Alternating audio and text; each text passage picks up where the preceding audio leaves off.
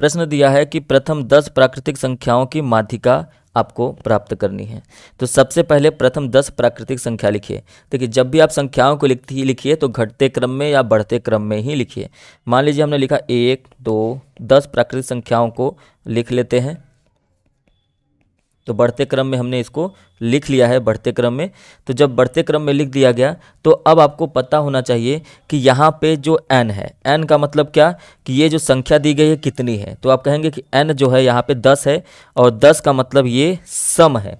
यदि सम होता है तो हम लोग फार्मूला क्या लगाते हैं, तो सम होता है तो आप फार्मूला लगाते हैं n/2 वाँ पद प्लस n/2 + 1 वाँ पद और बटे में 2 करते हैं। यदि यही n जो है 10 न हो के 11 हो जाता या 13 हो जाता, मतलब विषम हो जाता, तो विषम हो जाता है तो हम लोग फार्मूला लगाते हैं n+1/2 वाँ पद ही क्या होता है, माध्यिका होती है।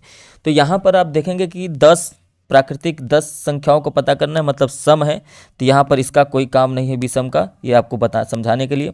माध्यिका बराबर आपको क्या मिल गया, माध्यिका बराबर मिल गया कि n/2 वाँ पद है, n/2 वाँ पद मतलब n/2 मतलब 10 बटे में 2 कितना आ गया 5, मतलब कहेंगे कि 5वां पद प्लस फिर कह रहा है कि n/2 + 1 मतलब 10/2 + 1 मतलब 5 + 1 तो ये कितना हो जाएगा 6, मतलब फिर कहेंगे कि 6वां पद और बटे में 2 करना है।